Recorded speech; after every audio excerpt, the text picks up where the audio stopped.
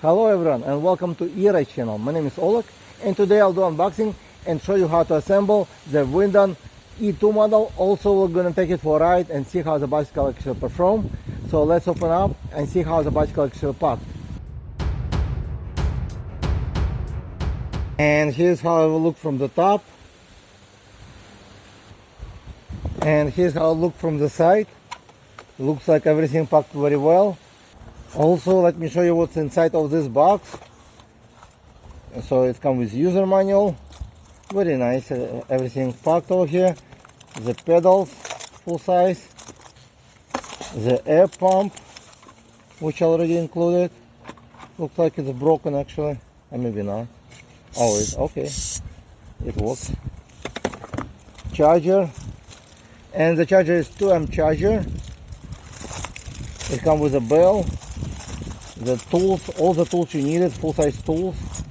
I removed most of the packaging and I'm gonna first attach the rear shock. So you would remove this bolt and nut from another side and then reinsert it basically. I'll show you how.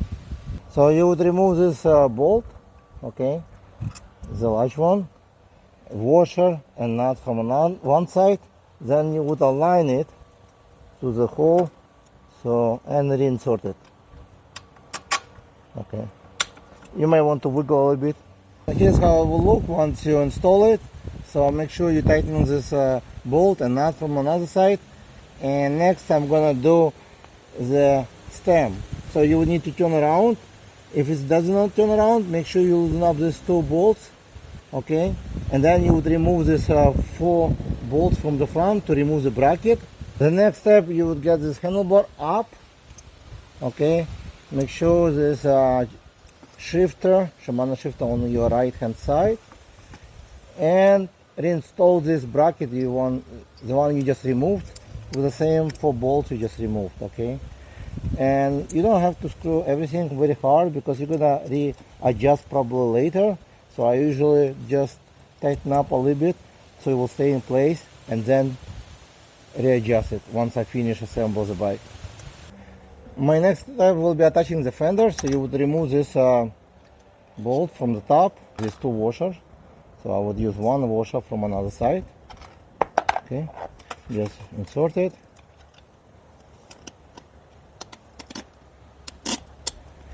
And reattach from this side with a nut you just removed.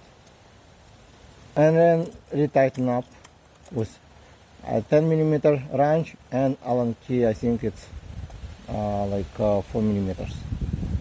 Now it's time to attach the wheel. So the axle came with a 2 spacer. So the large spacer will go opposite side of the brakes. The smaller spacer will go on the side of the brake.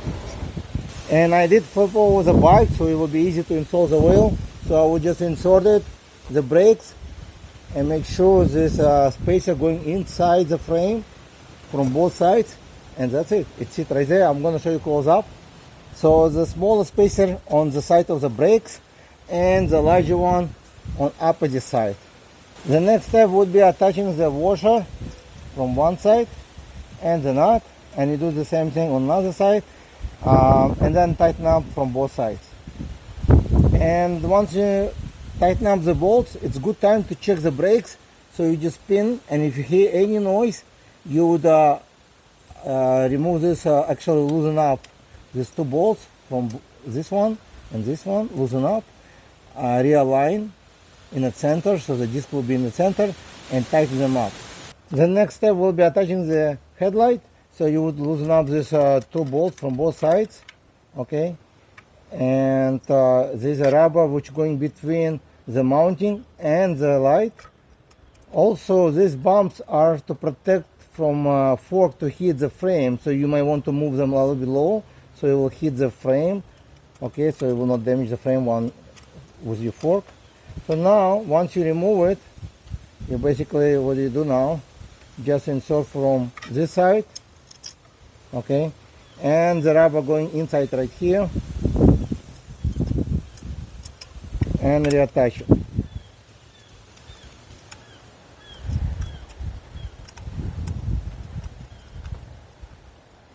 And you do the same thing on another side. I think you may have question, where is the bottom of the headlight? The bottom will be the cable, okay? And then you would retouch this cable with another cable right here, okay? And you would align the two arrow on this cable, on this wire, and push from both sides. Next step will be attaching the pedals. So the pedals will have letter R and L. Right will go to the right, and there's a arrow where you need to turn the pedals, so you will not make any mistake. And then you use a wrench tool to tighten up, and you do exactly the same thing on another side. And here's how the Windone E2 electric bicycle will look once you assemble. The assembly, it's not as hard as you could see. Also, it's a little bit different what I expect as a size wise. You can see I look pretty small versus to this bike. It's very high, so the sitting position should be a little bit different. So the lowest part is like 35 inches from the ground. The highest one is 38. I think it's one of the tallest e-moped style electric bicycle I reviewed. The handlebar is 42 inches from the ground. The handlebar wide is about 28 inches, so it's pretty good size of the handlebar. But first I want to show you how I will look on this bike.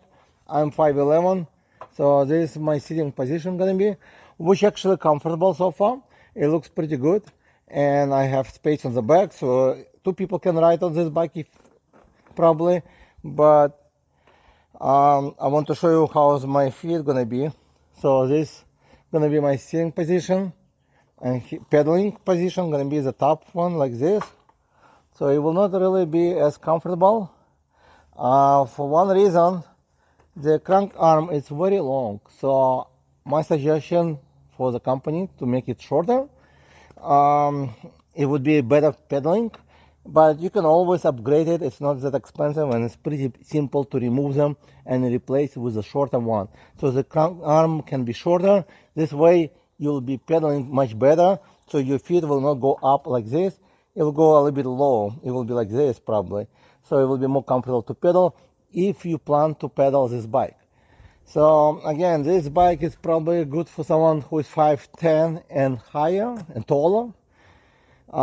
There's enough space on the front, maybe about an inch, to raise the handlebar if you need it. Otherwise it will be very aggressive style most likely. But as is, it's a great size for me, but it might be too tall for somebody who is 5'6", 5'8", most likely will be very, maybe will be able to sit here, but again, I would not recommend this one for someone who is below than 5'6" for sure, because it will be too tall bicycle.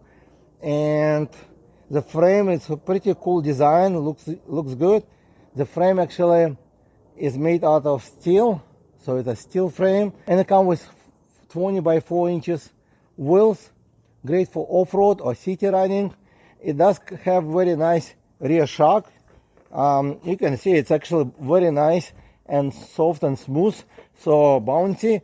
I didn't expect it would be like this exactly, but due to the design, the swing arm, it basically sit on the suspension, so it makes much softer. And the fork actually works pretty good. I'll show you close-up fork as well. It's a little bit different, kind of strange, but it's aluminum hydraulic fork looks like, so it's good. So usually you don't see aluminum fork on steel bicycles. Steel bicycle usually it's a budget electric bicycle, so they would come with a steel fork, but this bike comes kind of mixed. So it comes with a steel frame but aluminum fork, which is actually working very well so far. But a very bright headlight I'm gonna show you as well, and tail light. So let's get closer and see the motor. Actually it's a mag wheel motor, which 750 48 volt system, and you can see right information right there. It does come with Shimano 7-speed cassette on the back, Shimano derailleur, looks like by Tourney, and silver chain.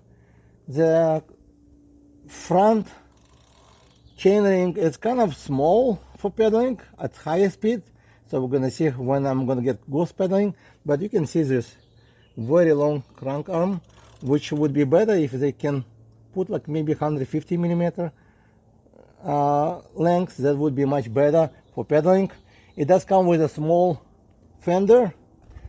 The spring right here, just pretty much basic, so I don't see any information on it. It's about an inch travel, which actually maybe a little bit even more, which provide pretty soft and smooth ride. But on this side you're gonna get also small fenders on the front, so mag wheels comes nice for off-road riding like this and street. So it's those tires can go up to 30 psi pressure, so they can be pretty much firm or soft if you want to. And the mag wheels are great for durability. They a little bit add up the weight to the bike, but you don't really have to worry much about the weight, since the steel frame also add up some weight. So this bike a little bit more heavy than aluminum one would be, but it's not as heavy as some other bicycles. I didn't weight it, so you might want to check with the company to see what the weight exactly will be. And the battery is 48 by 13 amp, which is a little bit small side, but again, consider the price. It's pretty good size. It comes with the on and off switch right here and charging port right here. On another side, you have a key options to remove the battery, so you can charge on the bike or off the bike. They do label a lot of information everywhere, so they give you all the information you need before you start to use the bike, and be safe. It does come with very nice seat, I would say, so very nice and soft. So the seat looks great actually for this bike. So it's kind of more premium seat, I would say. Really good quality looks like, and it's like vegan leather. Here's a fork. So the fork come kind of strange. I don't know if they actually worked. It has two preload, and I twisted them both and I didn't see any difference. So I was considered to be not adjustable, but it works pretty good. It has about 80 millimeter travel and it's aluminum, so far I have no complaint for the fork. So it's good fork, a double crown. And here's a headlight. At the daytime it's kind of hard to see if it's on and off, but it is on right now. And here's a tail light. It's pretty bright, and when you push the brakes it will light up even brighter. It comes with a reflector and also options to attach the license plate right here if you want to. It does come with hydraulic brakes, 180 millimeter by RSX on the front, and the same size on the rear wheel. So it should provide good stopping power as well. So handlebar is pretty wide, 28 inches. It comes with a nice grips, rounded rubber, large controller for display to change the pedal assist levels over here. To turn on the bike, you just push button on the bottom over here, and switch on light right here. There is information button. So it's pretty good setup. The display is a color display as well, with a large speedometer and pedal assist level. So everything you can see on the bright sun, like right now I am. 7-spin Shimano shifter you can see on basically every single bicycle right now, and easy to replace if you need it, available everywhere. Half throttle, same rounded grip, and again the brakes are by RSX. So everything on this bike pretty much well set up, well equipped for this price range, under $1,000 I say. And I know it sounds like a really good deal, but we're gonna go for right now and see how the bicycle ride. Alright, so let's test it out to see how fast and how the feelings on this bike, and if it can climb the hill. The motor listed at 750 on the well, the label says 750, and it might go as peak 1000 or more, but we're gonna test it out and see if there's enough juice in this motor as well, regardless of the speed. So I'm gonna park here, and I can feel already how bouncy this bike is. It's pretty actually comfortable. The seat is good, so position is aggressive, nice. So let's go. On throttle only. On throttle only, I think it's limited to only, let's say, 18 miles, well, 17, 18 now. And that's basically 80 miles an hour based on GPS. On this place it's 19.6. So that's the top speed you're gonna get basically on this bike, unless they allow you to unlock it. I didn't try it. I might check later. So far it's just right out of the box. And then well, I changed the settings to the unlimited, but so far it didn't change. So maybe it's internally locked. Some tricks may work on it, maybe some cable cutting, disconnecting. But again, I'm gonna show you today as stock out of the box. So gear number 7 and pedal assist level 5. Let's test it out to see how fast I can pedal this bike. It is pretty smooth acceleration.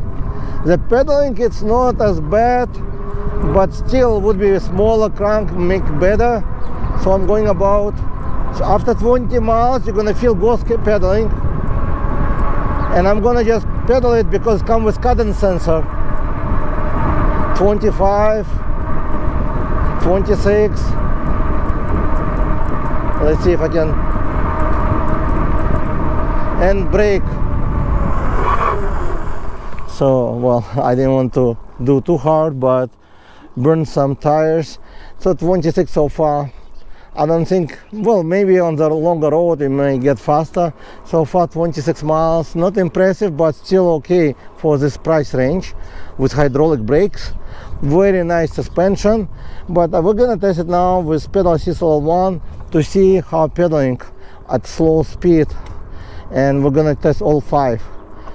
So it's going about 9 miles an hour, or actually 8, which is pretty good actually for the bike to travel on the beach. And pedal assist level 2, it's accelerate a little bit, and now it's about 12 miles an hour, and 3. You don't really have to push the pedal. That's a difference between cadence sensor and torque. So it's about 60 miles an hour. So I'm gonna turn around and we're gonna test it more for pedal assist level 4. And you can see this bike have very bouncy shock. Very nice, I would say. Very nice. I didn't expect to be like this, as usually it comes on budget bicycles under $1,000 will be much firmer, and it's just going over the bumps actually pretty good over here. I wish it could go faster on the throttle only, but looks like it's set up to class 3 in most states.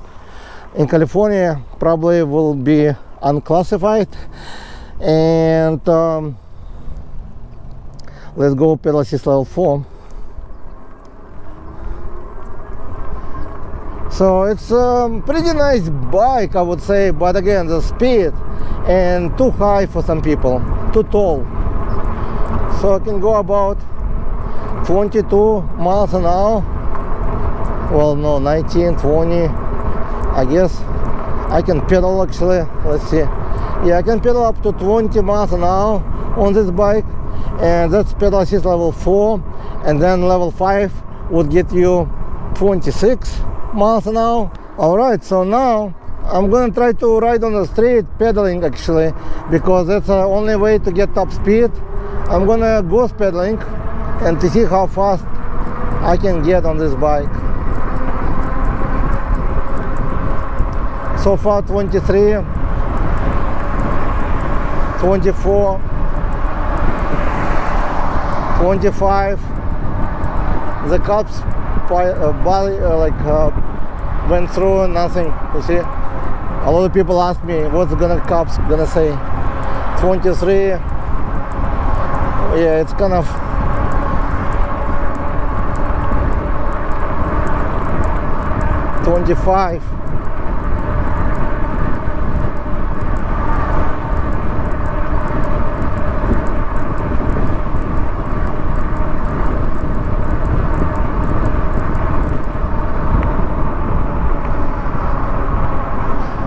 Actually, it's very hard to get over 25 miles an hour for some reason. Okay, so I'm close to the hill, and we need to talk something about this bike after I test it on the hill. So definitely there is some stuff need to be like addressed if you decide to buy one, but let's make the hill first, and then you're gonna decide if this bike gonna be right for you. And when you put the brakes, you're gonna see BR. That's totally normal. It means braking activated. So I'm gonna go to pedal assist level 1, since throttle works regardless 1 to 5 up to 20 miles, but on GPS only 18. So let's go. I don't think it will make it, but if it make it, then it's pretty good motor. But so far my experience was very smooth, soft ride, but pedaling something I didn't really like much. But let's see. This is a steep hill actually, not the many 750 water motor makes, but if it will make it, which I don't think it will, but if it does, then this 750 motor is still strong. Otherwise it's like kind of weak, I would say. But let's see if it will make it. So far 4 miles an hour, and it's only like quarter of this, 1/3 I would say, of this hill. Some bicycle can just climb under 4 miles all the way to the top. Some of them will just stop completely. I did use the throttle mostly, and also ghost pedaling, so it used most of the power from the motor without me sweating. So again, the pedaling was not really as comfortable because the like feet going up a little bit, but let's see, 3 miles an hour, still going actually, which not bad. Still going. This bike, I don't know how much it weighed, maybe 75 pounds, maybe 80. I never weighed it, so I don't know. So still going 3 miles an hour. It didn't stop. Some bike would stop completely, the motor would not even move. So it's a good sign. We're very close to the top hill. I will balance it. I know it's not fast, you're gonna laugh, but I'm just testing to see if the motor will stop eventually or still climb. 2 miles an hour. I can still balance. Well, let's see. Well, I didn't push pedals, I just tried to balance it. It's still going. I would still count it probably, let's see, 3 miles an hour. It's still going. It's kind of hard to balance it with going uphill, and still going 2 miles an hour based on GPS. Very slow, but you know, it's almost made it. It's made it, I would say. So so it's a pretty good 750 watt motor. I would say it's not super powerful, but it is 750 watt motor. I'm going to turn around here. So it made it 2 miles an hour, probably the slowest one, but better than other ones which never made it. So again, display, it's pretty bright. This basically information you're gonna get on display, like odometer reading, average speed, then trip mileage, and I rode about 6 miles on this bike, on this full battery charge. I lost only 1 bar so far. Windone E2, what I think and my experience. So you can better decide if this bike actually right for you. That's why I make these videos. The speed, something consider number one. I don't know if you can change the speed in like different tricks, or disconnecting the cable, which located the controller actually hidden underneath over there, and it's well ventilated. Actually you can touch the controller, it's not as hot, it's warm. Over here is a plate, which is good, it will protect from dirt. Very good access actually, better than more expensive bicycle I would consider. So again, it's pretty well designed. For a taller person, I would say it's probably one of the tallest one, but they didn't think about to put the crankset smaller so people will pedal better. So it's even the bicycle is tall, it's still not as comfortable to pedal as e-moped style bike. If you decide to buy this bike to pedal, which probably is the best This bike is probably one of the best to pedal under 26 miles an hour. If you like it, might go even faster a little bit. I would suggest to change maybe a larger crank arm, and also, I mean, shorter crank arm and larger the chainring. But you cannot really go too large because, as you can see now, there is space limits. Okay, so probably that's why they put small one. So you cannot really upgrade to larger, maybe a little bit, but not a lot. But you can make it shorter, and the shorter one would let you pedal better. The shock works great on this bike as rear and fork. I think it's even up to 100 millimeter travel, looks like. So it does give you nice travel. I didn't expect to be as good. So it feels really good, soft, smooth ride. But the speed wise, it's a little bit slow. I would say 20 miles. That's what they say, but it's only going 18 based on GPS, and with pedal up to 26. But on the longer road, I just couldn't keep up 26. I would pedal probably 25, slowly moving my legs, because it comes with cadence sensor, which you don't have to push hard. You just turn your legs and will go to the top speed. The motor, I would say, is still pretty strong because the bike is a little bit more heavy than aluminum one. I think it's maybe around 80 pounds, maybe a little bit less, but probably around 80 pounds I would consider. I didn't weigh it yet, but you can check on the website. The battery is kind of small, so if you need for shorter commute or pedaling, then you should be okay. It's only 13 amp. It's good for the price, but you can buy second battery if you decide to. But again, the battery is only 13 amp, which is not as large, but there is a lot of space to put larger one if you want to. Again, so that's some of upgrade I would consider if I want to ride for longer distance. The battery should last about 15 miles on throttle only, maybe even more, because it's not going faster than 20 miles an hour. Or with pedal, probably about 40 miles, I would say. The headlight is pretty bright, so it's a real nice commuter or riding off-road at a slow speed. It should handle all the bumps very smoothly. You're gonna be surprised how smooth the bike will go. The seat is comfortable and it is tall. So again, if you're less than 5'8", probably I would not even consider this bike because it's very tall seat. And you can actually make it shorter if you decide to, and it's not gonna be hard. You just need to get new rear shock, which will be smaller, shorter, probably an inch or two. That will make the bike a little bit short as well. Again, it's a great bicycle, I would say under $1,000. Very well built, solid. The brakes make a little bit noise, but not horrible. It's probably fixed if you wipe them up with alcohol, the disc, or clean it up. So that's probably why it's making noise. It's braking very well.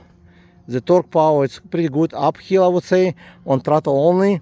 Some 750 watt motor would not even go to this hill at all. So consider the weight and the bike price. I think it's pretty good for this bicycle E2.